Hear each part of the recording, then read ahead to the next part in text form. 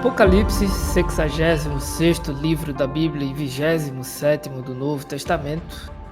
Neste livro, nós acompanhamos a revelação de Jesus Cristo, dada ao apóstolo João pelo Senhor, para que ele mostrasse os acontecimentos que ocorreriam na terra após a retirada de sua igreja do mundo, incluindo a volta de Cristo.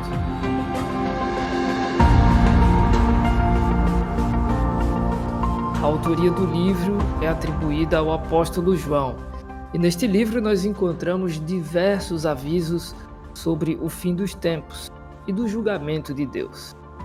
Também nos é mostrado as glórias que aqueles que creem no Senhor receberão. O apóstolo João, no decorrer do livro, utiliza diferentes símbolos para retratar diversos acontecimentos, como guerras, devastações e pragas que atingiriam a terra.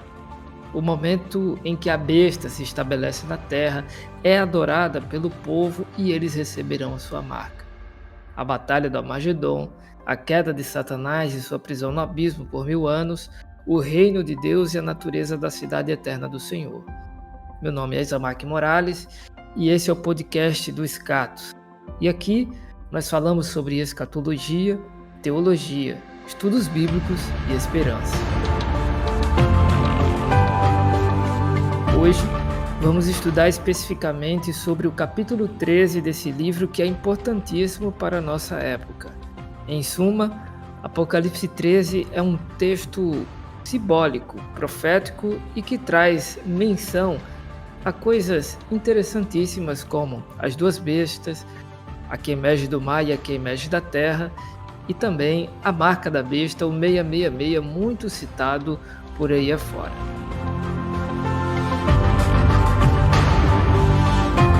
Mas para nos aprofundarmos ainda mais sobre esse capítulo e todo o seu simbolismo, nós vamos convidar aqui o Felipe Lemos. Ele é cristão, jornalista, especialista em marketing, comunicação corporativa e mestre na linha de comunicação nas organizações da Igreja Adventista do Sétimo Dia. Inclusive, ele também é autor de crônicas e artigos diversos. Hoje, o Felipe gerencia a assessoria de comunicação da sede sul-americana adventista localizada lá em Brasília.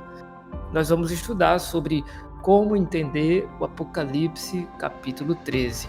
Para isso, como disse, convido o Felipe Lemos e com ele está a palavra. Seja muito bem-vindo, é uma honra tê-lo aqui, Felipe.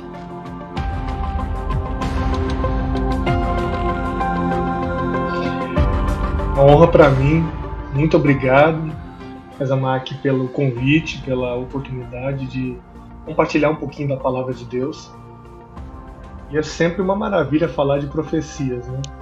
Eu gosto muito, né? Sou suspeito, mas eu gosto bastante de profecias bíblicas e acredito que as profecias bíblicas alimentam não apenas o intelecto, mas elas alimentam a relação do ser humano com Deus. Claro, com a palavra de Deus. Então, a mim é uma... Sempre que eu tenho a oportunidade de compartilhar um pouco, eu fico bastante feliz, porque as profecias bíblicas foram dadas para nosso crescimento e desenvolvimento espiritual.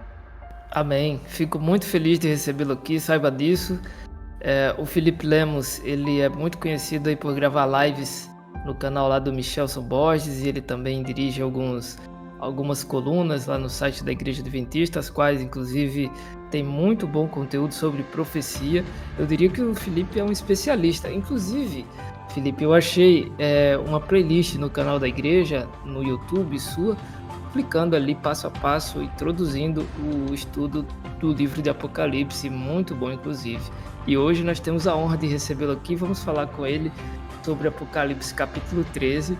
Sem mais delongas, Felipe, eu gostaria de pedir que você introduzisse o ouvinte sobre esse capítulo importante de Apocalipse, o capítulo 13. Bom, vamos lá então, né?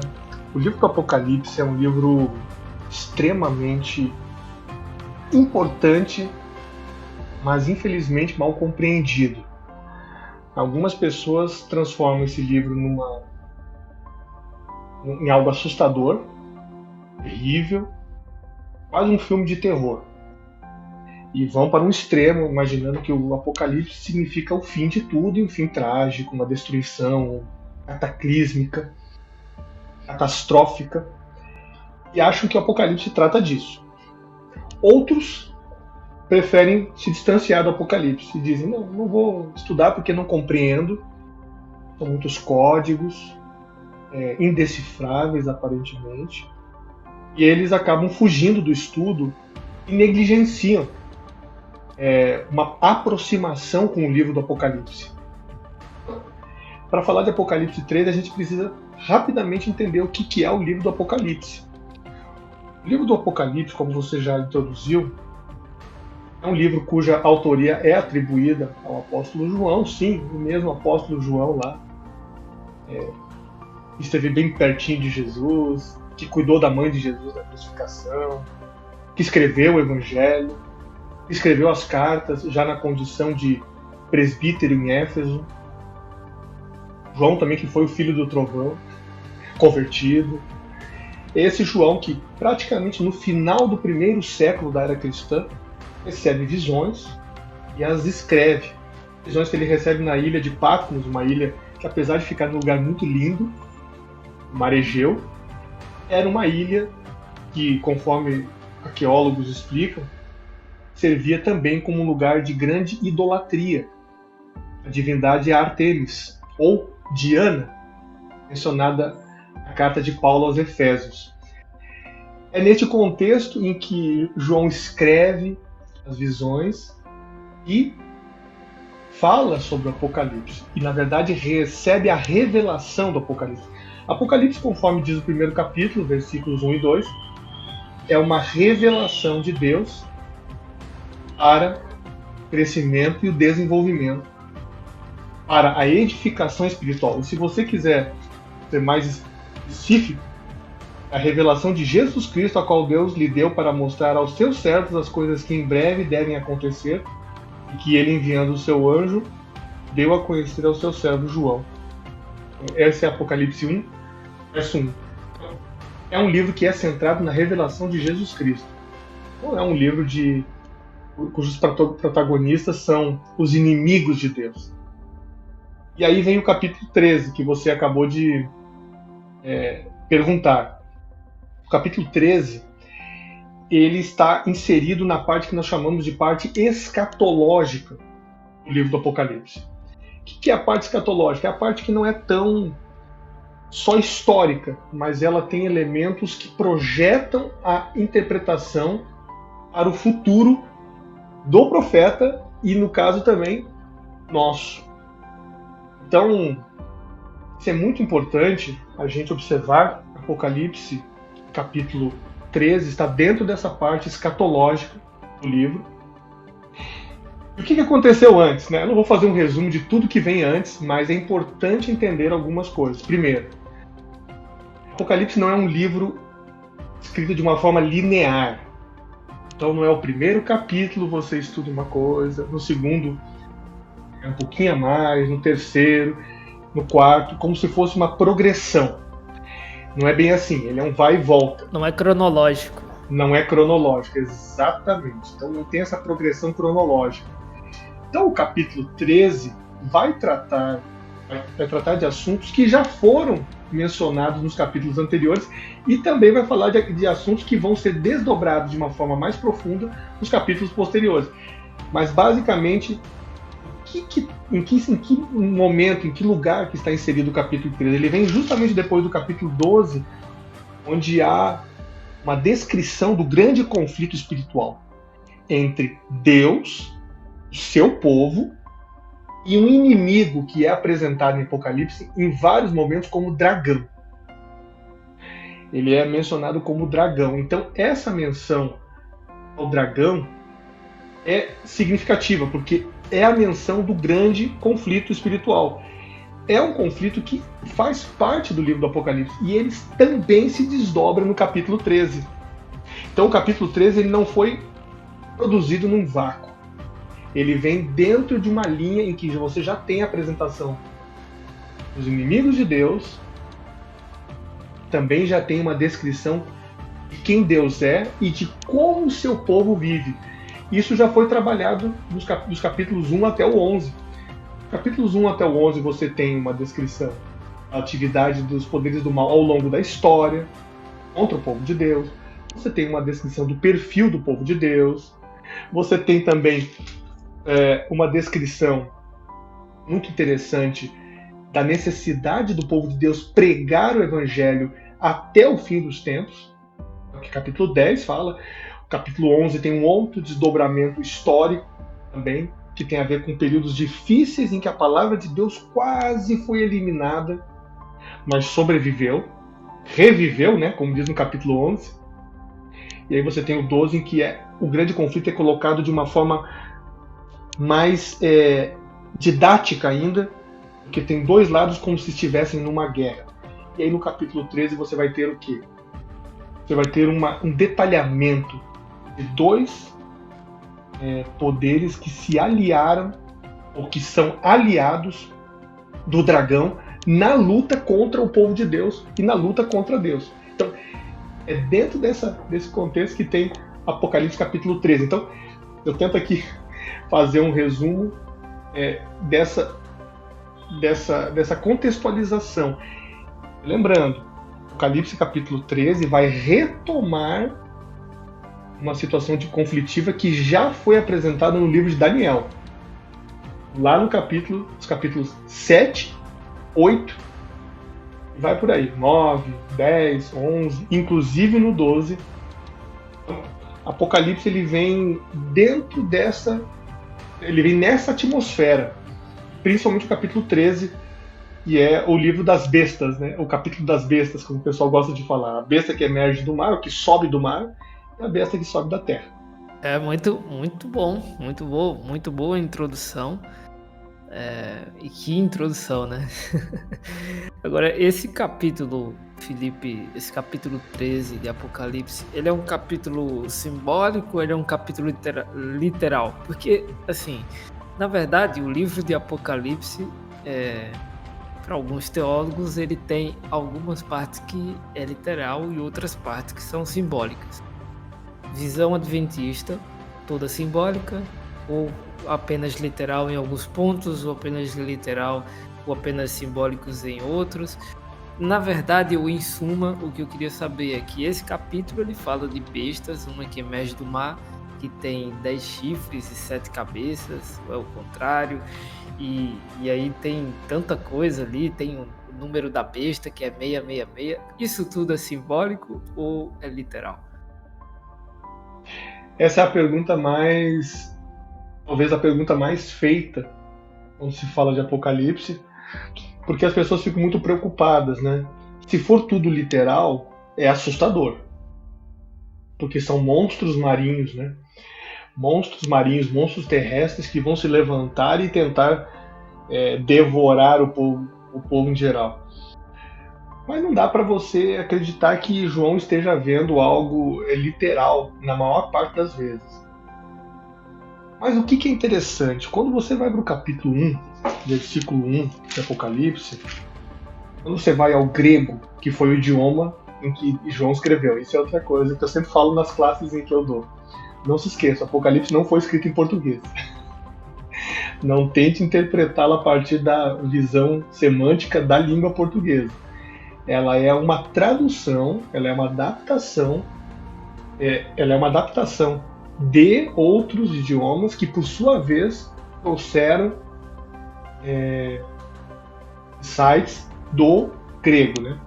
Vieram já do grego. Então, a tradução brasileira, a versão brasileira, pode ser Nova Almeida atualizada, Almeida Revista atualizada, Nova Versão Internacional, King James, Nova Versão Transformadora, enfim, outras versões aí que tem Almeida Corrigida e Fiel. Só não falo de paráfrases, né? Tem algumas versões que são paráfrases. A Mensagem, Nova Tradução da Linguagem de Hoje, elas são mais paráfrases. Mas eu estou falando das traduções mais dinâmicas e equivalentes. Essas traduções aí, elas procuram ser mais responsáveis em relação ao sentido que foi dado lá. E quando você vai ao sentido do capítulo 1, verso 1, de Apocalipse, você vai ter no original algo bem interessante. Quando eu falei ali, li antes, revelação de Jesus Cristo, a qual Deus lhe deu para mostrar aos seus servos as coisas que em breve devem acontecer, e que ele, enviando o seu anjo, aí vem uma palavrinha que está na Nova Almeida Atualizada, que é deu a conhecer. Pois eu posso dizer para vocês que no original em grego a palavra ali é semaio. E a palavra semaio, se você for para a etimologia, ela significa significar. Ela significa significar. Então, de certa maneira, é falar por símbolos ou significar. Então, na verdade, algumas Almeidas atrás que falavam notificou ao seu servo João. Notificou também está um pouquinho distante de significar. E o que quer dizer isso? Quer dizer que na abertura do livro é dito que aquilo ali vai ter símbolos, vai ter que ser significado. Então o livro já anuncia que ele é simbólico. Depois ele vai comprovar isso na prática, porque Jesus vai ser apresentado no primeiro capítulo, vai ser apresentado como se ele estivesse andando entre os candeeiros. É bem interessante, porque aqui eu estou olhando o primeiro capítulo, ele é apresentado como cabeça e cabelos dele eram como brancos como alva lã, semelhantes ao bronze polido, a sua mão tinha 7 estrelas. Eu ouvia esses dias o Dr. Rodrigo Silva dizendo que, sabe por que provavelmente Jesus se apresentou segurando 7 estrelas? Porque nas moedas que apresentavam a noção de divindade do imperador romano, o imperador romano estava cercado por 7 estrelas, como se ele fosse um ser divino que merecesse ser adorado em vida. Pois não é que Jesus deu para João uma visão mostrando que quem segurava essas 7 estrelas era ele, Jesus, e não o imperador. Interessante, né? A própria arqueologia consegue ajudar a explicar um pouquinho dessa simbologia que está ali presente.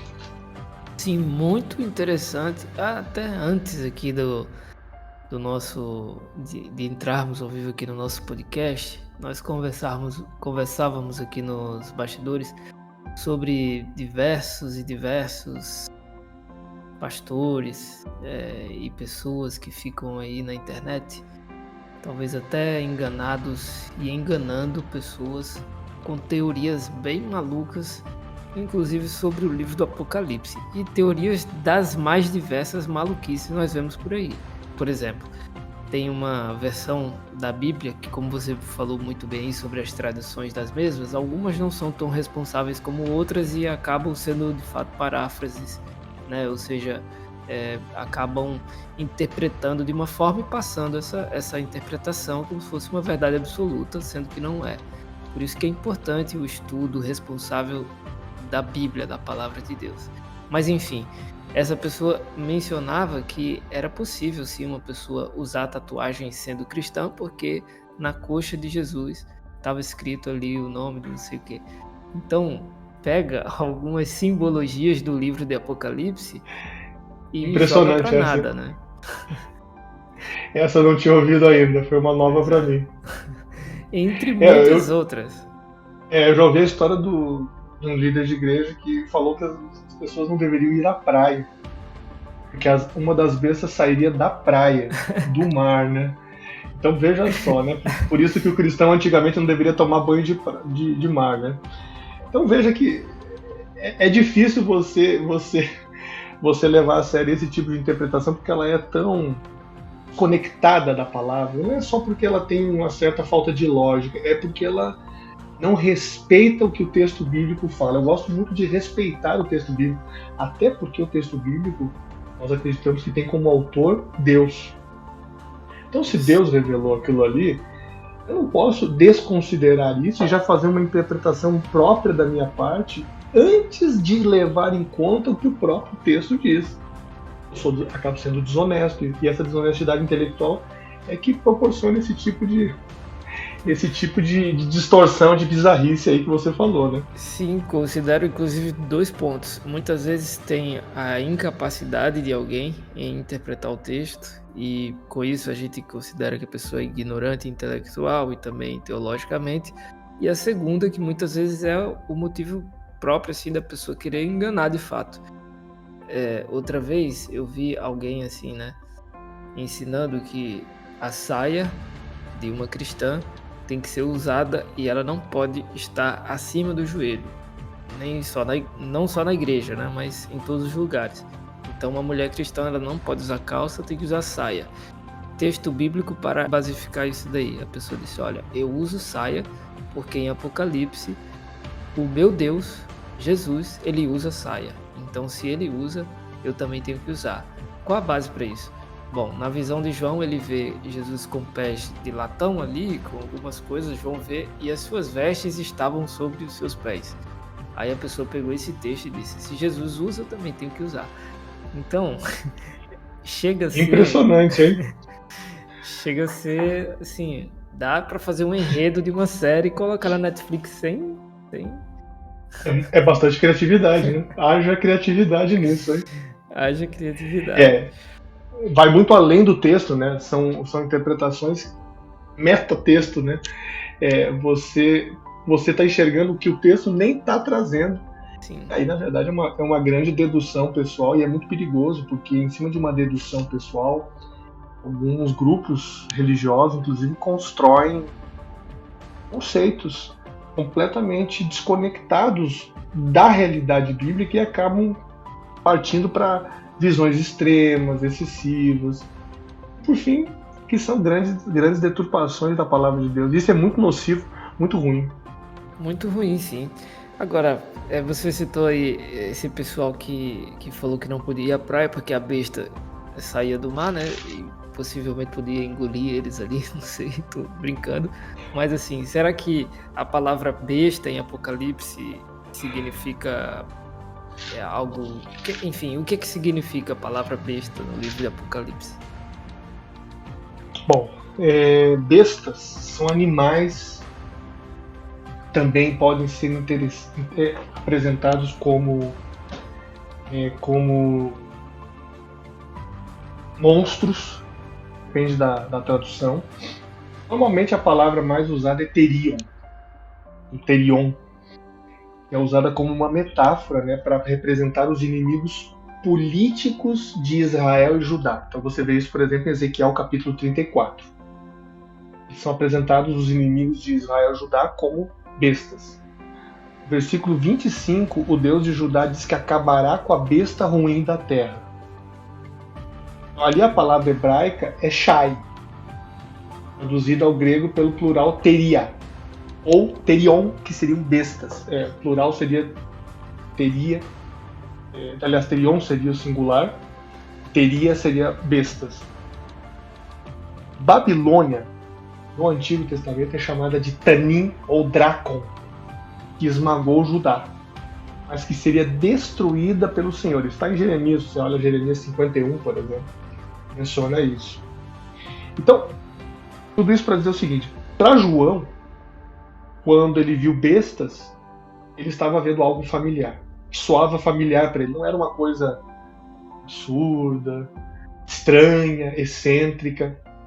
Ele não enxergou essa visão como algo absurdo, fora da realidade dele. Pelo contrário, dentro da sua realidade. E por estar dentro da sua realidade, ele pôde fazer a descrição. Agora, claro, ele viu esse animal com 7 cabeças, com 10 chifres. E aí, essa simbologia, ela vai um pouco mais além. Mas então as bestas são animais que exercem poder e que estão associadas, a gente vai falar um pouquinho mais na sequência disso, elas estão associadas a poderes contrários a Deus, contrários à vontade de Deus. Então, dificilmente besta vai estar associada a um poder favorável de Deus. É diferente de chifre. Diferente de chifre, que chifre tem a ver com poder. Então, às vezes as pessoas acham que o problema é o chifre, e não, o chifre não é o problema é ser besta. Eu estou falando agora no sentido bíblico. Uhum. Eu não tô falando de outras bestas por aí, né? Sim. Eu tô falando do sentido de besta do Apocalipse, por exemplo, ou bestas do Antigo Testamento. Tem passagens, por exemplo, de Jeremias e Ezequiel que fala da terra devastada, a terra de Judá devastada depois do ataque de Babilônia, e só ficariam bestas por ali. Então, você vê que existem existe essa figura bem clara que está associada a alguma coisa negativa. É diferente de chifre, até porque o cordeiro é apresentado no Apocalipse em dado momento como tendo chifres. Isso significa o poder, e não necessariamente que quem tem chifre é do mal, ou é um poder do mal. Então, falo para a gente não confundir uma coisa com a outra. E claro, depois a gente vai ler um pouquinho, vai falar um pouquinho, começar a entrar no texto propriamente dito, a gente vai ver que existem características que fortalecem o conceito de que essas duas bestas aí são poderes do mal mesmo, e vão atacar quem Deus é e o seu povo também. Muito bem. Pois é, Apocalipse 13, que no versículo 1, aí tá falando que João ele vai até o mar, até a areia do mar, e ele vê subir do mar, né, uma besta que tinha 7 cabeças e 10 chifres, e sobre os seus chifres 10 diademas, e sobre as suas cabeças um nome de blasfêmia. E a besta que ele viu era semelhante a leopardo, e os pés como os de urso. Ele começa a contar ali agora. E depois ele vê uma outra besta também. Mas o que essas duas bestas representam e quem elas... O que elas significam e quem elas representam? Vamos começar pelo texto.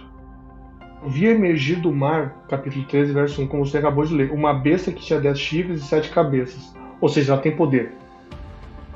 Ela tem 10 chifres. Ela tem 7 cabeças, ou seja, ela se manifesta de diferentes formas. E sobre os chifres ela ainda tem 10 diademas, que são coroas. Ou seja, ela tem autoridade. E sobre as cabeças, aí começa o problema dela. E é sobre as cabeças, nomes de blasfêmia. Aí você já tem uma indicação claríssima, já tem uma comparação com um outro lugar onde é falado de um poder que também blasfema, que é Daniel capítulo 7. Então se você for um atento estudante da Bíblia, você vai ter que fazer essa conexão imediata. Vai ter que conectar Apocalipse 13:1 com Daniel 7. Sem fazer muito esforço, não precisa nem forçar, não precisa nem sonhar. Basta fazer a comparação. E aí continua, a besta que vi era semelhante ao leopardo, com pés como de urso e boca como de leão. Mais uma conexão lá com Daniel 7. E se alguém tem dúvidas, pode ir lá conferir depois. Eu não vou ter condições de ler todos os textos, mas aqui você pode ver claramente Daniel 7. Quando você pega lá verso 2, Daniel disse: eu estava olhando durante a minha visão da noite e eis que os 4 ventos do céu agitavam o grande mar. 4 animais grandes, diferentes um dos outros, subiam da onde? Mar. Mar representando regiões densamente povoadas, representando povos, multidões. E aí, quando começa a fazer a descrição, os animais se parecem com o leão, depois urso, depois leopardo e depois animal terrível e espantoso. E volta para o capítulo 13. A besta que vi, verso 2, era semelhante a leopardo, com pés como de urso e boca como de leão. Será que isso tudo é coincidência? Ou será que tem uma conexão entre os capítulos? E assim, eu não estou fazendo aqui, eu não estou nem me mexendo aqui do lugar. Eu estou só virando a parte saindo de Apocalipse e indo para Daniel 7. Só isso. Mas aí, um outro ponto na continuidade do verso 2. E o dragão deu à besta o seu poder. O dragão, ele é identificado como Satanás no próprio capítulo 12. Ele é fortemente destacado. O capítulo anterior já entrega a identidade do dragão. Que ele faz uma alusão do dragão com a antiga serpente, já faz uma alusão lá para o Gênesis, que é o diabo. Sim. João fica sem dificuldade nenhuma de falar exatamente isso. Por quê? Porque não tem muito o que pensar. O dragão é o grande opositor de Deus. Mas ele tem instrumentos. E o instrumento que é apresentado inicialmente aqui no capítulo 13 é a besta que sobe do mar. E aí, veja lá, ele dá poder a essa besta. Mas ele dá mais poder, ele dá seu trono e grande autoridade. Ou seja, o dragão, de alguma maneira, se sente rei desse mundo. E ele concede aquilo que ele tem de poder para esse instrumento, que também passa a ter esse poder. E aí o verso 3 diz assim: uma das cabeças parecia ter sido golpeada de morte, mas essa ferida mortal foi curada. Aqui faz um parênteses. Esse poder, ele sofre um revés, sofre um abate. Mas logo a continuidade do verso diz que isso muda. Porque essa ferida mortal foi curada e toda a terra se maravilhou seguindo a besta. É mostrado que, na verdade, essa besta não só se recupera, como ela se recupera e fica mais forte do que estava antes. Tudo isso eu só depreendo olhando o texto. Eu não estou fazendo exercício de pular para galinhar. Eu tenho aqui do meu lado esquerdo, não dá para ver, para quem está no vídeo, eu tenho 3 ou 4 comentários abertos, mas eu não abri nenhum para falar disso. Por quê? Porque isso me oferece isso. Só que a gente tem que fazer uma leitura não apressada e não ansiosa do texto. E também não pré-concebida. Ou seja, você já vem com a interpretação e está tentando fazer o texto casar. Não. Vai para o texto e deixa ele te dizer o que ele tem para falar. E aí você pode usar a intertextualidade, que é pegar outros textos, os ecos que estão no Antigo Testamento, que faz parte da interpretação, da boa hermenêutica, ou você vai trabalhar também com fatos históricos, você pode colocar fatos históricos, e aí você trabalha com os comentaristas. Os comentaristas têm que vir corroborar, e alguns deles vão emitir suas interpretações próprias. E você tem, no caso da Igreja Adventista, existe um elemento adicional que se chama Ellen White, que é uma profetisa que teve visões também relacionadas ao grande conflito e que também influenciam na interpretação do capítulo 13. Então, agora eu vou responder o que você está falando. Quem é a primeira besta?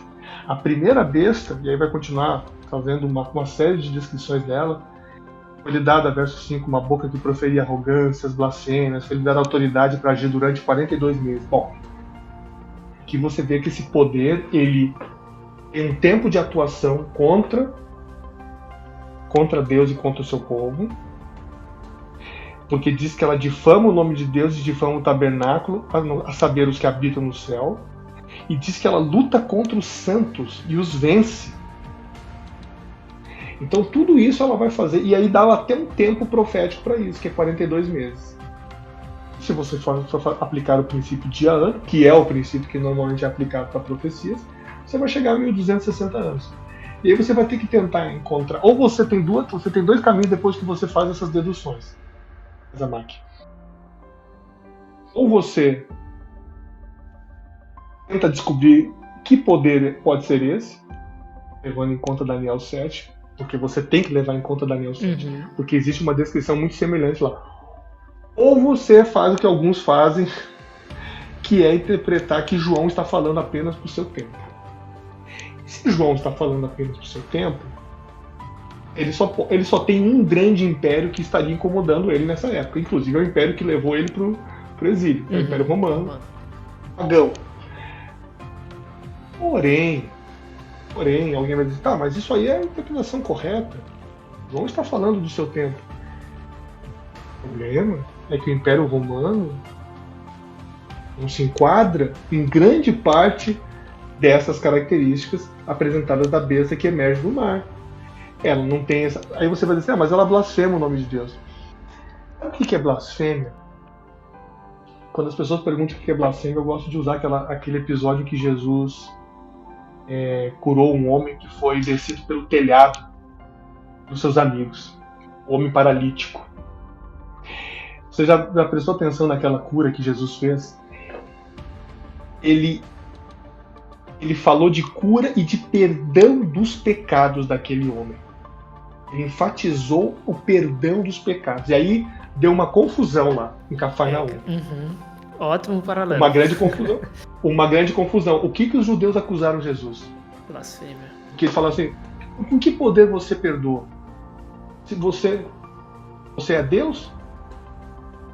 Vocês que dizem isso. Opa, peraí. Você está perdoando pecados? Isso é blasfêmia. E o que eles queriam dizer com blasfêmia? Você se colocou no lugar de Deus. Esse é o problema de Jesus. A acusação contra Jesus não foi que ele fazia milagres. Porque no começo os fariseus que estavam buscando enquadrá-lo em charlatanismo diziam: não, ele está inventando, isso aí são golpes, são má. Daí depois quando houve ressurreição, perdão dos pecados, disseram: peraí, alguma coisa errada. Aí a acusação mudou, a acusação passou a ser: você está se colocando no lugar de Deus. E isso é blasfêmia. Então blasfêmia não é falar um palavrão contra Deus. Não é chamar Deus de bobo, como alguns acham, blasfêmia. Ou então falar muitas vezes o nome de Deus. Isso é contrariar o mandamento, sem dúvida. Mas blasfêmia é muito mais do que isso. Blasfêmia é colocar-se no lugar de Deus. E é isso que a besta do mar faz. Ela se coloca no lugar de Deus. E como é que ela pode se colocar? O Império Romano se colocou no lugar de Deus? Sim e não. Não da maneira como esse poder que veio do mar.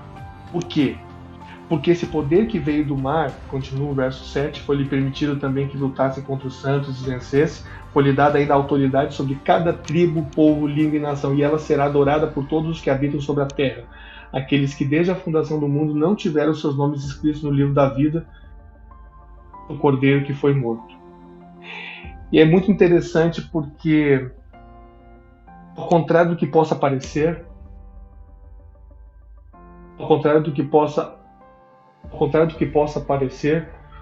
não houve esse poder, ele não se coloca apenas como opositor a Deus. Aliás, ele não se coloca como opositor a Deus. Ele diz: eu tenho tanta autoridade quanto Deus. Por isso que eu posso blasfemar. Por isso que ele blasfema. E essa blasfêmia se traduz, e quando você vai fazer o comparativo com Daniel 7, e lá apresenta, no Daniel 7 apresenta o famoso chifre pequeno. O chifre pequeno profere blasfêmias, magoa os santos do Altíssimo, e ele cuida em mudar os tempos e as leis.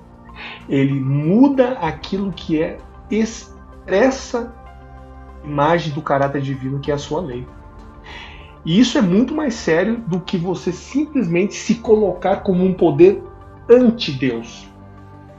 Porque, na verdade, o anticristo não é aquele que se coloca somente contra Cristo, é aquele que se coloca no lugar de Cristo, buscando adoração, o reconhecimento e dizendo que tem poder e autoridade. Por tudo isso aí, muitos intérpretes vão enxergar na besta que emerge do mar um poder político e religioso que nasceu a partir de uma consolidação de poder lá no terceiro, quarto século, que depois foi se fortalecendo, chamado papado. Por quê? Porque o papado, ele nasceu como um poder que foi recebendo autoridade. O cristianismo já era popular no Império Romano Ocidental, e ele continuou popular no Império Romano Oriental, o Império Bizantino. E o papado se desenvolveu, tendo seu ápice, né? Muitos vão dizer que o seu ápice é lá em 538. Por quê? Porque em 538 as ameaças pagãs à religiosidade, por exemplo, as ameaças dos ostrogodos, de outras tribos ditas bárbaras, classificadas pelos romanos de bárbaras, elas já não tinham mais um poder de grande influência. Os arianos, os érulos. E aí o papado começa a reinar como um grande poder cristão, só que trazendo dentro das suas crenças tradições não cristãs. E essas tradições não cristãs acabavam sendo uma grande blasfêmia a Deus e ao seu povo e às suas crenças, porque elas se colocavam no lugar de Deus. Então, a primeira metade do capítulo apresenta essa besta do mar, interpretada por muitos bons comentaristas como o crescimento e o surgimento do papado, e não necessariamente o Império Romano Ocidental. E aí você pode pensar assim, esses 42 meses.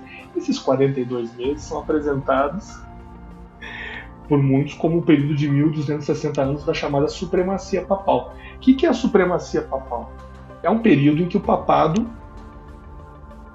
dilacera seus inimigos.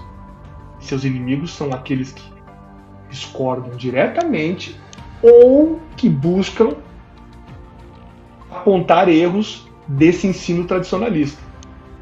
Como, por exemplo, os protestantes de várias fases, né?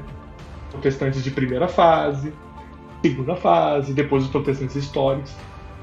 Então, muitos dizem que esse é o período de supremacia e seria aqui lhe dado autoridade para agir durante 42 meses. É essa menção que muitos acreditam que é feita. Então, grosso modo, sem entrar em mais outras minúcias, porque poderia entrar em muitas outras questões, é dessa maneira que é enxergado. E eu só falei de uma besta, tá? Mas podemos falar mais ainda, e vamos falar da outra. Pô, muito bom. Antes, assim, de tudo, é importante, inclusive, nós entendermos aqui que o estudo não só de Apocalipse 13, mas o estudo das profecias apocalípticas, elas estão intimamente relacionadas com as profecias de Daniel, né? Uma luz a outra. Então, o estudo do livro de Apocalipse ele deve ser comparativamente feito com o livro de Daniel. Esse é um fato, né? O Felipe deixou isso muito claro. Além disso, eu também gostaria de frisar aqui que o método de interpretação bíblica para as profecias que nós temos é o método historicista, né? No qual compara-se a história com a Bíblia. E isso é importantíssimo porque o Felipe deu aqui agora, fez bons paralelos e mostrou que é muito compatível com a história, toda essa simbologia de Apocalipse 13, dessas bestas aí. Eu achei bastante interessante o teu método de explicar tudo isso, e gostei muito do paralelo que você fez com a questão ali da cura, né, que Cristo fez, e de como os fariseus acusaram Cristo, chamando ele de blasfêmia, falando que ele estava cometendo blasfêmia contra Deus, justamente por estar se colocando no lugar de Deus. E é esse o ponto que nós vamos agora mencionar, porque logo depois, em alguns versículos posteriores, nós vamos ver que tem uma tal de marca da besta aí, Felipe. O que é essa marca da besta? E eu não poderia deixar de falar isso aqui, porque há algum tempo atrás, não muito tempo, digamos assim, a cada década surge uma interpretação da marca da besta. Já foi o código de barra, já foi o QR Code, já foi um chip na mão, enfim, toda época surge alguma coisa, só a tecnologia avançar. Então, o que é essa marca da besta? A marca da besta já foi interpretada até como... até a televisão já foi. Sim. Nos anos bem anteriores, porque ela tinha dois chifres que eram as duas anteninhas. Isso o Dr. Rodrigo fala, né? O Dr. Rodrigo já buscou uma coisa mais antiga. Antes de falar da marca da besta, para poder entender a marca da besta, a gente precisa entender também que existe uma outra besta, né? Isso. É a besta que sobe da terra. Uhum. A besta que sobe da terra, ela fala como um dragão. Se você for olhar o texto, eu não vou ler todo o texto, eu vou fazer uma síntese. Ela fala como um dragão, só que ela tem uma aparência de cordeiro. E ela funciona como se fosse um porta-voz dos interesses demoníacos, só que ela trabalha em apoio e suporte aos conceitos que a besta do mar já trabalhava. Então veja, a besta da terra ela não é uma besta isolada e contrária à besta do mar. Pelo contrário, ela trabalha como uma forte aliada. Isso é um ponto importante. Ela exerce a autoridade da primeira besta, isso fala no texto, né? Verso 12, capítulo 3. Ela exerce toda a autoridade da primeira besta na sua presença. Então, se você tinha dúvida de que esses poderes estão interligados, você não pode ter dúvida. O texto diz que eles estão interligados. E faz com que a Terra e seus habitantes adorem a primeira besta. Ou seja, ela lança luz sobre os conceitos da primeira besta. E aí, claro, ao contrário da primeira besta, esse caso desse poder aqui, é dito que ele vai operar grandes sinais, de maneira que até faz descer fogo do céu sobre a terra, diante de todas as pessoas.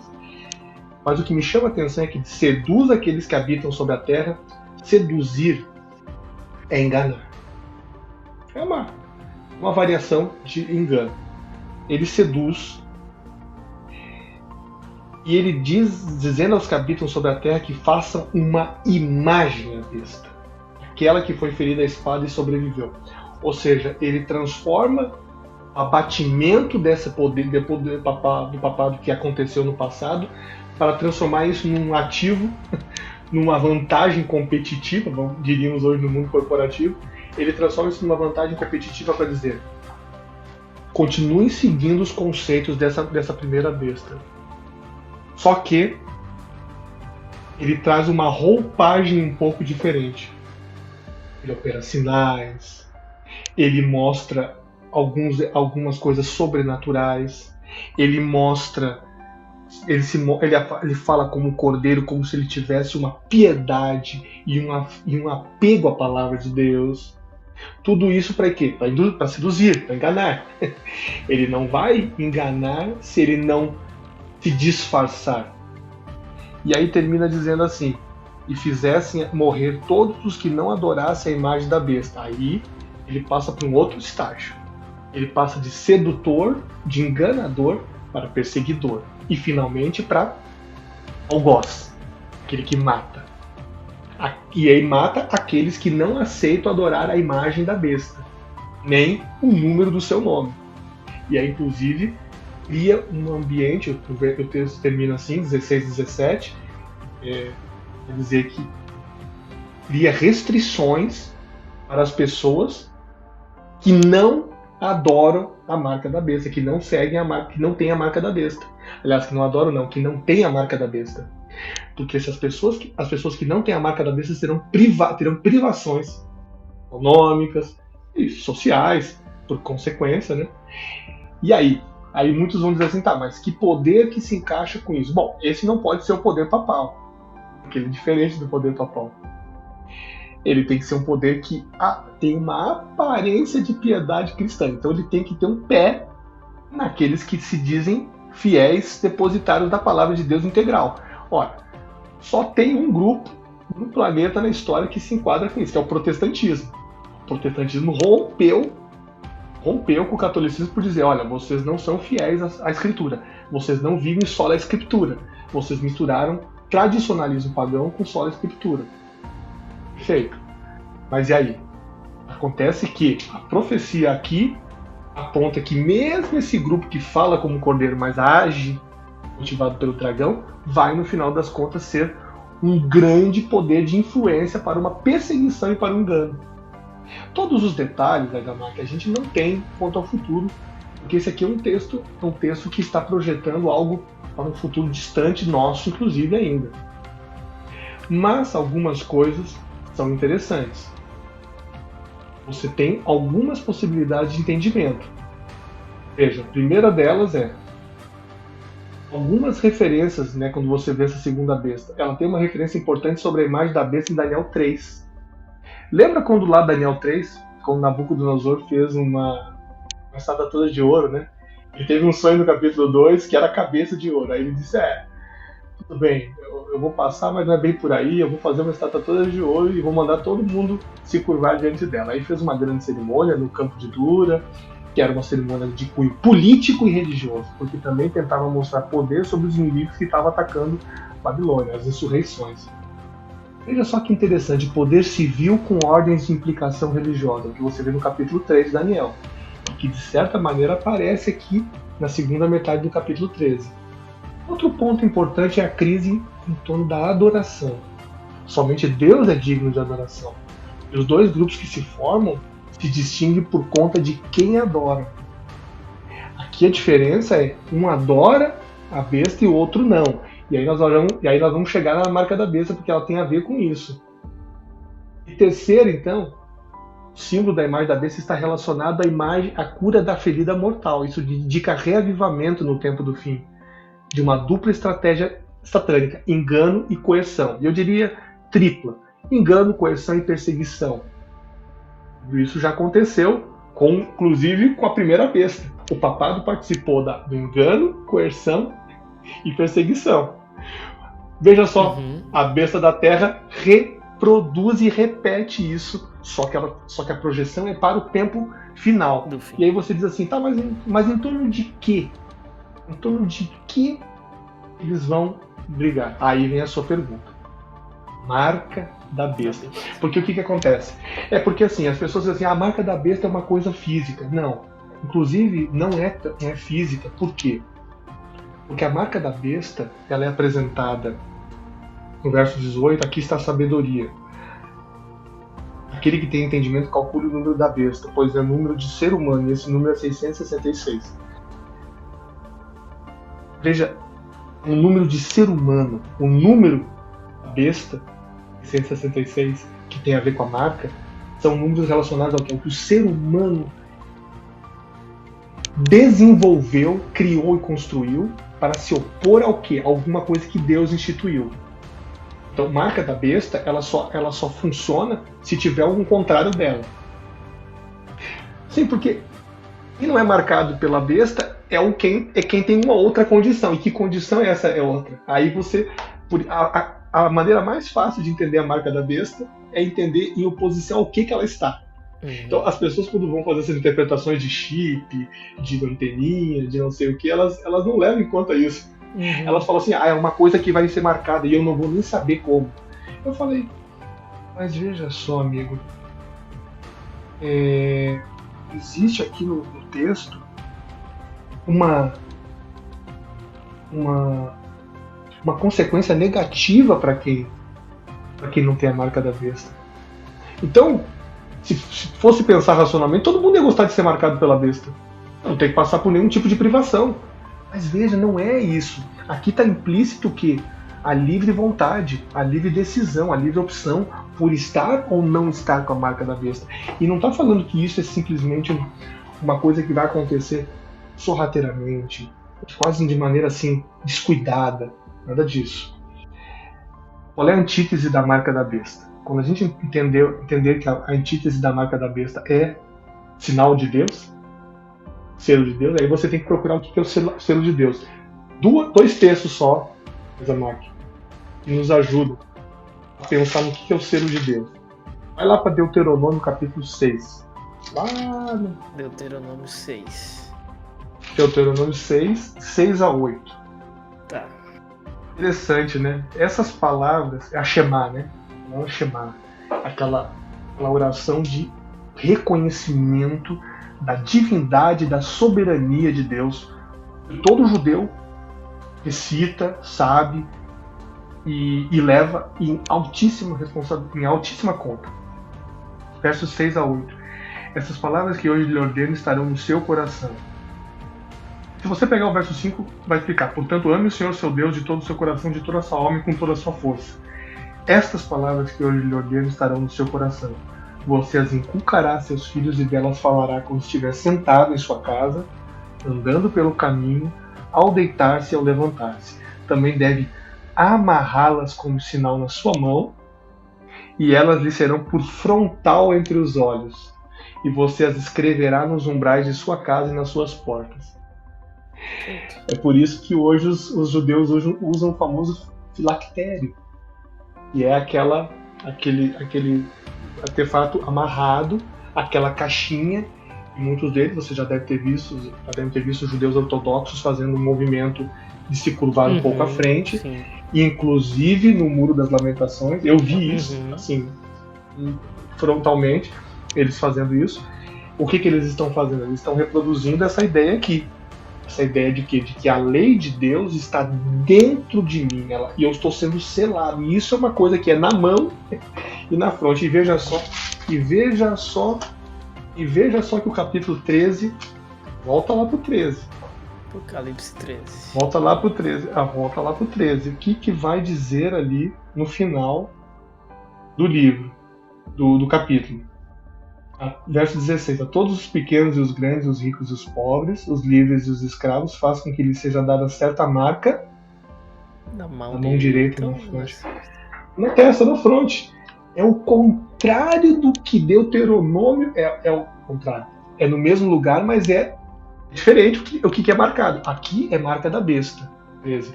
Lá, sinal de Deus, de lealdade. E o sinal de lealdade está ligado o quê? A lei.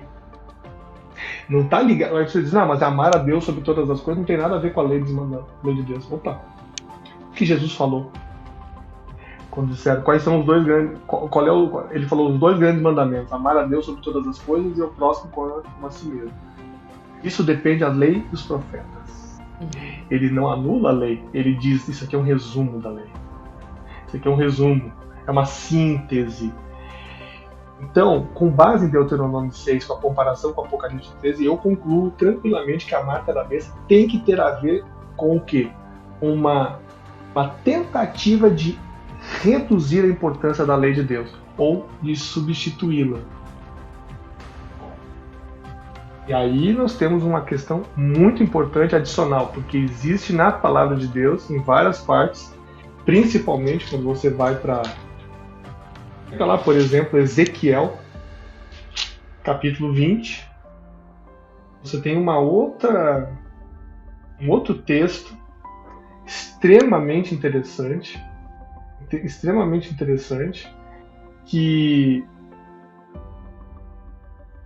vai dizer, Ezequiel capítulo 20, verso 12. Também lhe dei os meus sábados para servirem de sinal entre mim e eles, para que soubessem que eu sou o Senhor que os santifica. O sábado é apresentado como um sinal. E Deuteronômio 6 fala que a lei de Deus precisa estar na fronte e na mão dos seus fiéis. E em Apocalipse 13 diz que a marca da besta é o contrário disso. É uma marca humana, de homem, construída por homens, que está na mão e na fronte. Ora, se eu tiver um pouquinho de neurônios ali funcionando, e tudo ainda estiver se conectando bem com os axônios, com os filamentos, está tudo certinho, eu vou chegar à conclusão óbvia de que essa marca da besta precisa ter alguma coisa a ver com a lei de Deus e principalmente contra o sábado. E aí nós estamos diante de uma marca da besta que tem muito a ver com algo que aí a marca da besta está associada àquilo que é humano. E o sinal de Deus com aquilo que é divino. Tem a ver com aquilo que é divino. O sábado. Como é que a gente interpreta a guarda do sábado? É um mandamento qualquer? Ou ele é um mandamento que aponta diretamente para a criação de Deus?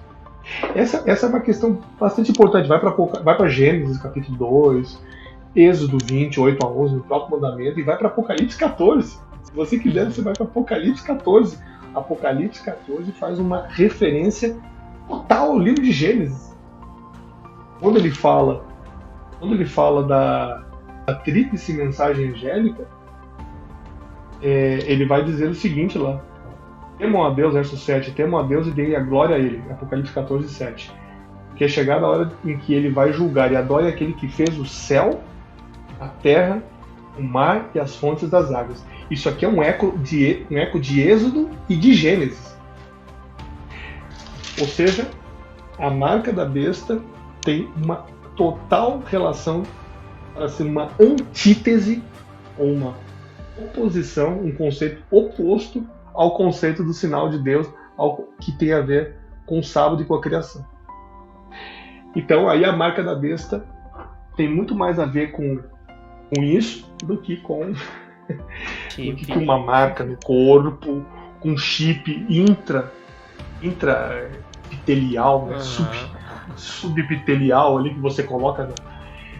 É muito mais profundo do que isso. Não é uma coisa que alguém vai colocar em você de maneira furtiva, sem você ter percebido. Encostar em mim, estou com chip, estou teleguiado. Não, é uma coisa que vai ser intelectualmente aceita. como é aceito o sinal de Deus intelectualmente. O sinal de Deus não é imposto, você aceita porque você adere. Por aí que eu acredito que a marca da besta seja... Tem outras coisas, não falamos de outras coisas, mas tem o 666, mas enfim, vamos conversando aqui. Muita coisa. Não, muito bom. Até aqui eu acredito que o pessoal está entendendo tudo, né? Agora, essas duas bestas, segundo Apocalipse 13, elas irão se unir, né? E vai haver algumas formas de isso se concretizar. Porque até então, Apocalipse, nós entendemos que como um livro simbólico, de revelação, uma expressão do que vai acontecer no futuro, e muitas coisas já aconteceram. Mas eu estava estudando sobre isso e eu vi um artigo que citava algo que aconteceu lá em 28 de abril de 2011 em relação a essas duas bestas. Porque saiu uma reportagem na revista Veja, né, sobre uma declaração da Hillary Clinton, que era secretária de Estado do Estado americano na época, do Estado americano. E ela dizia o seguinte: os Estados Unidos ele tem interesse em ser um aliado do Vaticano, de acordo com documentos revelados pelo site Wikileaks e antecipados pela revista italiana L'Espresso. E aí, segundo os documentos, a secretária de Estado americana Hillary Clinton, ela teria orientado embaixadores e diplomatas do país a criarem uma página na internet para acompanhar as novidades do governo do Pontifício. E aí o Vaticano ele pode ser uma potência aliada ou um inimigo ocasional. Dizendo ela, devemos fazê-lo ver que a nossa política pode ajudá-lo a avançar em muitos princípios. Foi o que orientou o Departamento de Estado. Então, os Estados Unidos consideram o Vaticano um modelo a ser estudado com atenção, pois trata-se inclusive de uma armada impressionante. Se não, vejamos: 400 mil sacerdotes, 750 madres, 5 mil monges e frades, relações diplomáticas com 177 países, 3 milhões de escolas, 5 mil hospitais, braço operativo de Caritas com 165 mil voluntários e dependentes que prestam assistência a 24 milhões de pessoas. O departamento americano ainda orientou, depois de toda essa descrição, né, orientou que a relação do país com o governo pontifício deve ser construída com cuidado. Isso está, na minha visão, em conformidade com o que está escrito lá em Apocalipse capítulo 13, especificamente os versículos 15 e 17. Mas com tudo isso que mencionei, e segundo Apocalipse 13, essas duas bestas irão se unir. Agora, tendo em vista tudo isso que mencionei, quais serão uma das formas de se concretizar tudo isso? Faz sentido isso que eu mencionei, primeiramente? Vamos lá. Esqueci de falar algo importantíssimo que você já colocou aí. É o seguinte, a identificação da segunda besta é vista por muitos cristãos, adventistas e outros, como os Estados Unidos da América. Alguém pode pensar assim: nossa, mas como assim? A besta não teria que ser um poder religioso? Não, a segunda besta não. Ela tem que ter ela tem que aceitar, ela tem que fortalecer um conceito religioso, mas ela tem que ter poder político, porque como é que sem poder político não vai poder perseguir, matar? E você pode pensar assim: mas como é que pode? Os Estados Unidos é a terra da liberdade, a terra onde os indivíduos têm liberdade. Isso tem mudado, tá? Isso tem mudado gradativamente, tá? Hoje, quando você vai olhar algumas decisões de Supremas Cortes aí dos Estados Unidos, a Suprema Corte de alguns tribunais de Estado dos Estados Unidos, você vê uns movimentos que ressignificam a liberdade de consciência em alguns aspectos. Liberdade entre aspas. É isso que a gente tem percebido. E não só tem percebido, como a gente tem visto que... E isso é uma coisa bem interessante, porque assim, o que eu tomo cuidado de fazer, né, Jamar?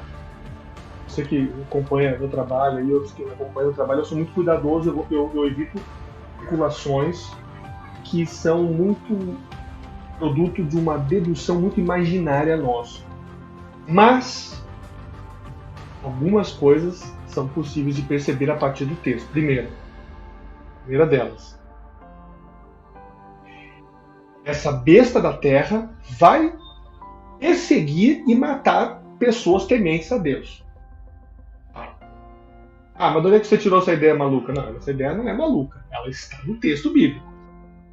Ela está no texto. Fizesse morrer todos os que não adorassem a imagem da besta. Isso não é uma dedução, isso é um produto do texto. Então tem que ter força estatal aí. Então, eliminar a força estatal do texto é deslealdade com o texto. Então os Estados Unidos poderia sim se enquadrar assim. Ele não é uma coisa sem cabimento, não. Até porque historicamente os Estados Unidos foi a terra que abraçou o protestantismo, por, diga-se de passagem, bastante fiel aos princípios. Você tinha os puritanos, você teve outros grupos que foram os menonitas, você teve presbiterianos, você teve os batistas gerais, batistas de diferentes orientações ali, que fizeram os Estados Unidos ser uma nação, digamos assim, vamos colocar entre aspas, protestante. Tá? Você teve isso a partir do século 18, na verdade 17 e 18. Tá? Você tem lá a história dos puritanos, basta ler e comprovar. Mas aí o que acontece? O texto fala que essa besta que emerge da terra se apresentaria como um cordeiro. Ou seja, ela teria as características de fidelidade a Deus, que é a palavra. Mas ela muda. Ela muda e ela vai se revelando um poder opressor.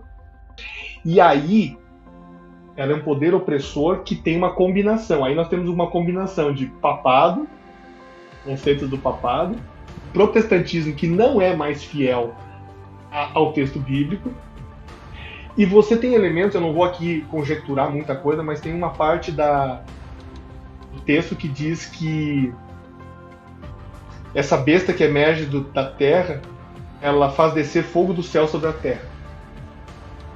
Essa manifestação aí, que é quase uma manifestação altamente sobrenatural, ela é uma manifestação sensacionalista.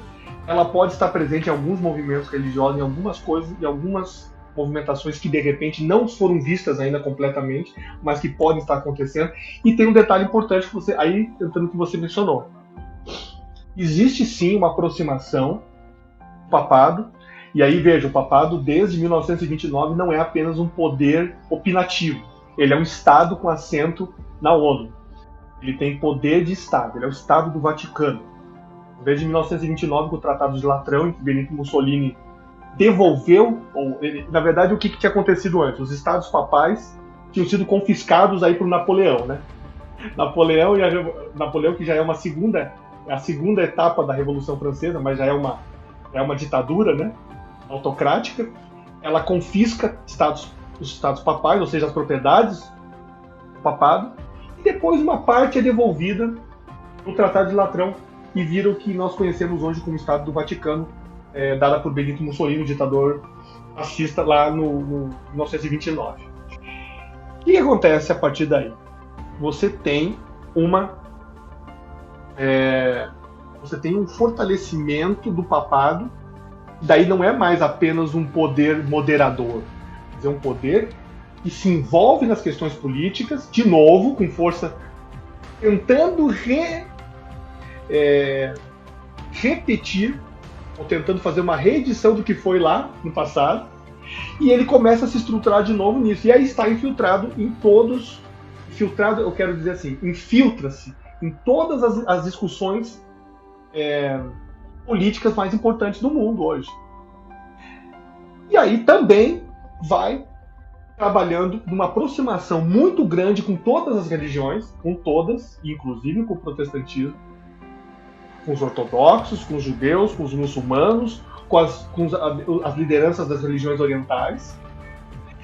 Sim, cria esse grande cria e consolida esse movimento ecumênico, que é um movimento global, de irmandade, ou de criar uma irmandade religiosa que perpasse qualquer diferença doutrinária que possa existir. Então nós temos hoje uma aproximação muito forte, uma consolidação. Aí você pode pensar assim, mas isso aqui está parecendo uma teoria da conspiração. Não é uma teoria de conspiração, não. Agora, eu acredito, é o que eu falei para uma pessoa hoje. Eu não acredito em uma religião mundial, mas eu acredito em um movimento de religiosidade e espiritualidade mundial global, que vai se pautar por quais pressupostos? Pela Bíblia? Não. Pela Bíblia, não. Se não vai se pautar pela Bíblia, vão ser pressupostos religiosos desenvolvidos por seres humanos. E aí, com apoio político. E esse apoio político, com certeza, não vai querer criar, não vai querer ter impedimentos ou problemas. Por quê? Porque hoje você já tem aliança pelo Domingo da Família, aliança global religiosa em torno do meio ambiente. Você tem toda essa movimentação. E essa movimentação hoje, ela não é, assim, casual. Eu não vou fazer apontamentos específicos, porque o texto bíblico não me dá tanta margem para fazer isso. Mas quando você lê textos como o de Ellen White e outros comentaristas, você vê que eles se aprofundam um pouco mais e eles veem sim uma consolidação, uma estruturação de um grande esforço mundial, global, para que tenta trazer uma solução religiosa e política para o mundo. E aí nós temos um mundo que está precisando de ajuda? Tá precisando, porque ele é um mundo de crises hoje, né? É o que você vê em todo lugar. É um mundo de crise ambiental, crise econômica, crise política, crise social, crise moral. Qual é a solução para tudo isso? O cristão fiel à Bíblia vai dizer que é a Bíblia. Mas, se você pensar numa grande religiosidade mundial que é supra-igreja, supra-religiões, eles vão dizer, não, nós não podemos falar que o cristianismo bíblico é a solução. Porque o cristianismo bíblico seria excludente, ele iria excluir as outras religiosidades. Então nós temos que aceitar todas as religiosidades. Só que todas as religiosidades jamais vão encontrar um ponto de convergência. Mas elas podem encontrar um ponto em comum sobre o qual elas não querem abrir mão, que é a religiosidade bíblica.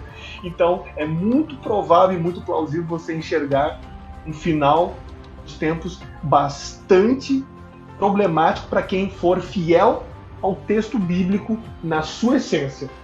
Porque esses aí fiéis aí é fiel aos mandamentos, fiel à guarda do sábado, fiel à criação divina, fiel à justificação pela fé, fiel à evidência de um Jesus que é intercessor e que atua em nosso favor e que está numa etapa de um juízo prévio. Tudo isso vai se tornar absurdo e vai se tornar mais do que absurdo. Isso pode se tornar um grande problema para quem advoga a ideia de uma grande religiosidade global, que tem que ser multifacetada, plural, que olhe para, por exemplo, o ecossistema como uma parte da divindade, para que olhe como a família, e aí família, qualquer tipo de construção familiar, né, como algo que precisa ser preservado de qualquer maneira. Aí eu começo a enxergar um caminho mais ou menos dentro do que você falou. Eu já fui um pouquinho a mais, além do que você falou. Agora, eu não posso pegar o texto e dizer que o texto diz isso aí textualmente. Apresenta isso de uma forma explícita, melhor dizendo.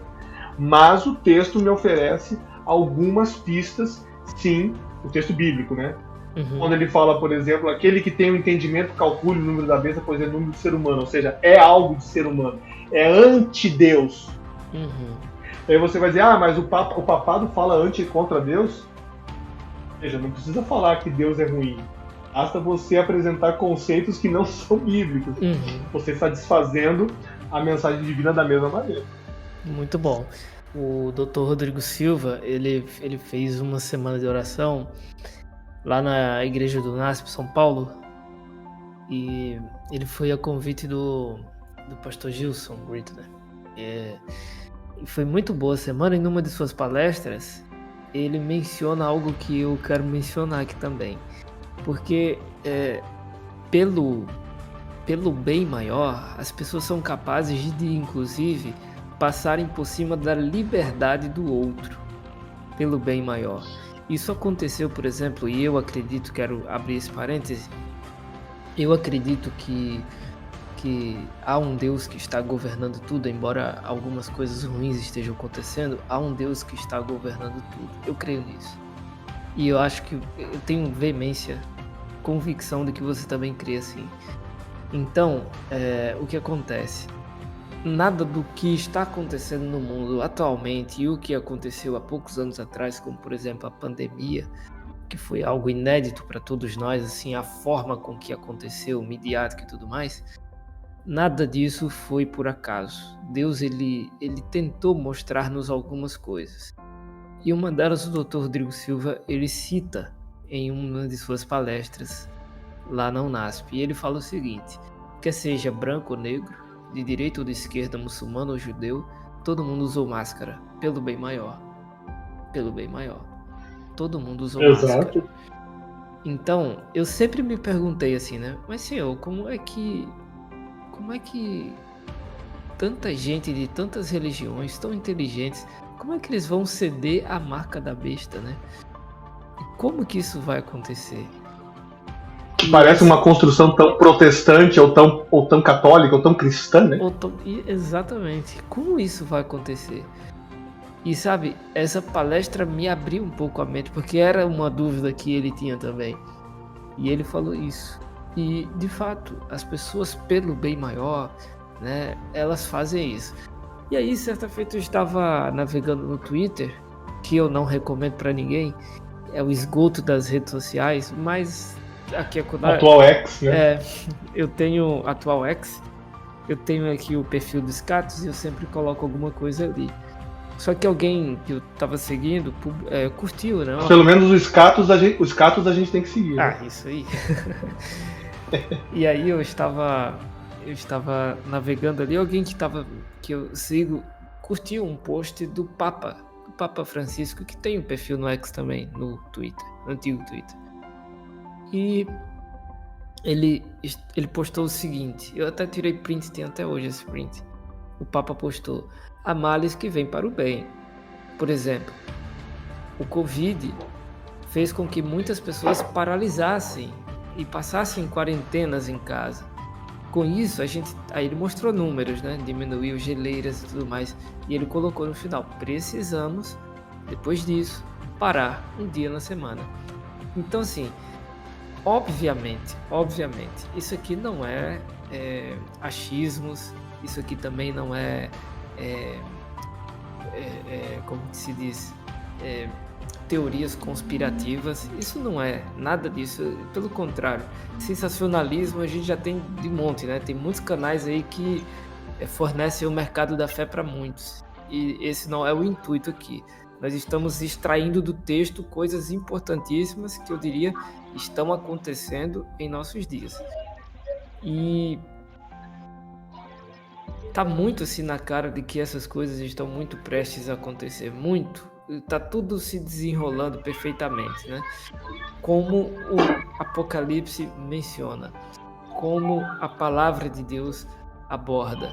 Então, estudar a palavra, e você mencionou aí que aqueles que estarão firmes na palavra, eles não cederão e a perseguição será contra esses. Sobretudo, não há como ser contra você que não estuda a Bíblia hoje. Esse é um ponto, né? E nós estamos caminhando para o final aqui, e eu queria justamente que você finalizasse com tudo isso, porque assim, tem que ter algum intuito esse estudo, tem que ter alguma finalidade, tem que ter o entendimento de tudo isso deve nos gerar algum sentimento. E esse sentimento deve nos gerar consecutivamente ação. O que devemos fazer, Felipe?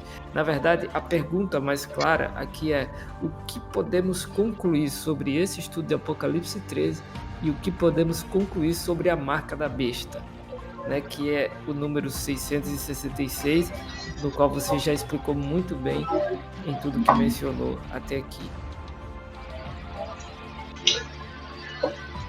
Eu fico com duas dimensões para essa resposta. A primeira delas é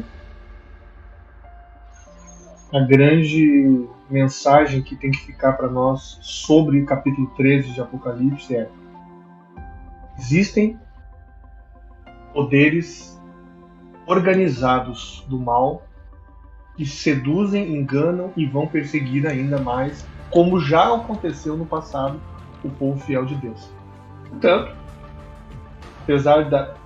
apesar de parecer um conselho paradoxal, seja fiel a Deus. Mas você pode ser perseguido. Mas seja fiel a Deus, porque a fidelidade a Deus é a fidelidade à consciência. Aquele que criou você. É a consciência daquele que é o seu originador. Então, ser fiel a Deus é a primeira consequência que deveria haver de quem estuda um capítulo como esse. E não medo.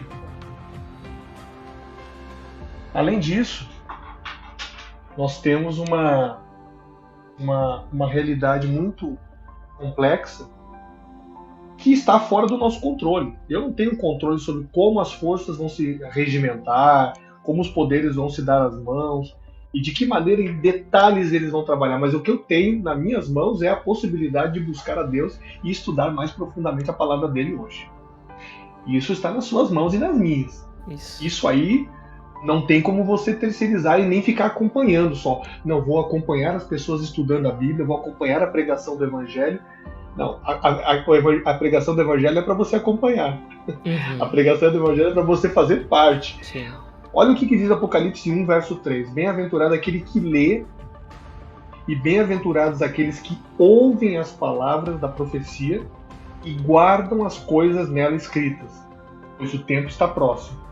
Ora, ler, acompanhar é uma parte, mas guardar e ouvir as palavras é o mais importante.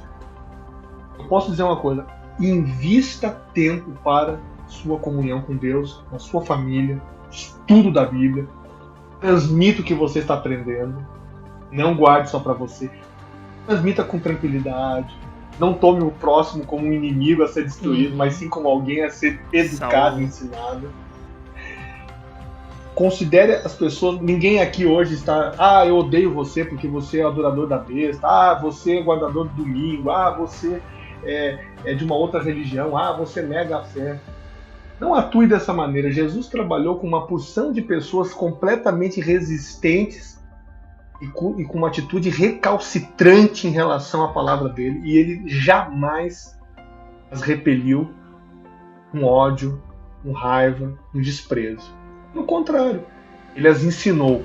E mesmo aqueles que não quiseram aprender, receberam o ensinamento. Então, a decisão em relação à palavra de Deus, o interesse, é individual. Não cabe a você querer entrar dentro da mente da pessoa, mas cabe a você, se você entende que essa aqui é uma mensagem que é válida para os dias atuais e para os futuros, compartilhe. Mas antes de compartilhar, assimile essa mensagem para você. Torne ela algo real e experimentado na sua vida. E você vai fazer a diferença. Deus te abençoe muito. Amém. Hoje pela manhã eu estava com um grupo de amigos e a gente estava estudando o livro Eventos Finais. A gente estuda um capítulo por sábado. E na página 161 hoje estava em letras muito legíveis o texto afirmando a seguinte questão: Deus, ele irá julgar você como se você fosse a única pessoa a viver no universo. Isso é muito pesado. Então o que você mencionou foi extra importante. Eu não posso criar gurus, eu não devo ter gurus espirituais. Eles não vão me salvar. O que vai me salvar é a minha comunhão com Deus, minha, né? Então isso é extra importante. Eu te agradeço muito, Felipe, por ter esclarecido tais pontos. Eu quero que você volte aqui no nosso canal. E eu acredito que isso vai acontecer. Você foi muito solícito, eu também agradeço isso. Nós terminamos o nosso estudo hoje, mas eu quero concluir. Nós iniciamos como uma oração nos bastidores. Eu quero concluir com uma oração aqui também, não só pelo nosso estudo, mas por todos os ouvintes do canal Scatos. Por favor.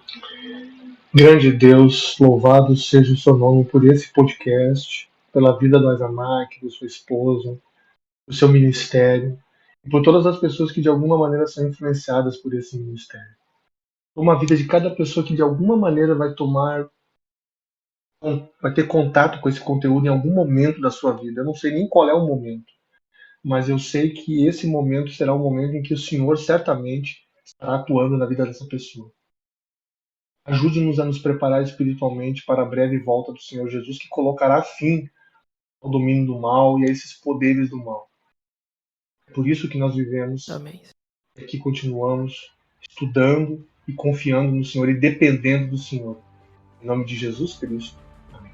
Amém, Pai. Você ouviu aqui esse podcast e eu fico muito feliz por isso, porque nós tivemos a participação do ilustre Felipe Lemos, que é especialista, inclusive, no livro de Apocalipse, tem vários estudos. Nós vamos deixar aqui nesse podcast, em sua descrição, links de estudos do Felipe Lemos e também de lives que ele participou com o Michelson Borges, que explica muito bem o livro de Apocalipse. Nós queremos você de volta aqui, Felipe. Foi um prazer enorme. Nós estaremos orando por você. Agradecemos aí também por tudo que você fez aqui por nós, o estudo e tudo mais, por seu tempo. Eu creio que o Senhor está prestes a voltar e a minha grande esperança é de te encontrar lá no céu também, junto com a sua família. Que Deus abençoe você, o restante do sábado, e a você, ouvinte, também. Fique com Deus. Forte abraço.